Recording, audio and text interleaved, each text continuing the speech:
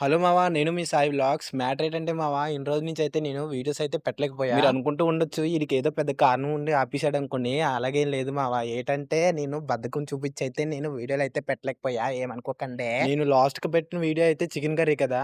అది తినేసి దెబ్బ తిని పడుకున్నా మావా. అందుకనే నాకు బద్ధకం ఎక్కువైపోయింది. ఇంటి దగ్గర ఉండడం కాదు గానీ.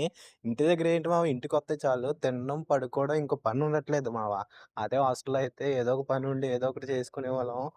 సో, ఇది మ్యాటర్ ఇంటి దగ్గర. ఇంకేంటంటే ఈ రోజు నుంచి అయితే వీడియోలయితే కంటిన్యూ‌గా పెడతాం. మాక్సిమం బద్ధకం అయితే లేకుండా అయితే పెడతాను మామ. అసలు మ్యాటర్‌కైతే వచ్చేద్దాం. మా ఊరొచ్చేసరికి ఎలమంచిలి కదా! దగ్గరలో అయితే తుని అనే ఊర్లో డీమార్ట్ ఉందని చెప్పి అక్కడికైతే షాపింగ్‌కైతే వెళ్ళాం మావ. సో, మేమెళ్ళే లోపే 12:30 అలాగ అయిపోతుంది మావ ఆఫ్టర్‌నూన్. సో, అయితే ఏదో ఒకటి తినేసి ఇంకా బయలుదేరిపోదాం. ఎందుకంటే డీమార్ట్‌కెళ్తే మళ్ళీ టైం పట్టేత్తది. ఇదొచ్చేసరికి Sri Ganesha tiffins and meals అండి మావ. ఎంత బిర్యానీ కావాలంటే అంత బిర్యానీ, ఎన్ని ముక్కలు కావాలంటే అన్ని ముక్కలైతే యేసుకొని తినేయొచ్చు.